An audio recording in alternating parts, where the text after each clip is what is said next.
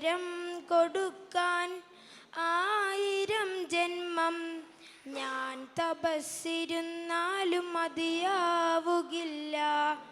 ആ പുണ്യകാൽപാദം പിടിച്ചൊന്നു കരയാൻ ഒരുപാട് വട്ടം ഞാൻ കൊതിച്ചിരുന്നു.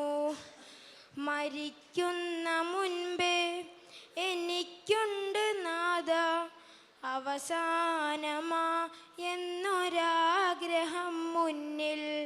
അടുത്തൊരു ജന്മം എനിക്കായി തരുമെങ്കിൽ എനിക്കെൻ്റെ ഉമ്മാൻ്റെ മകനാവണം.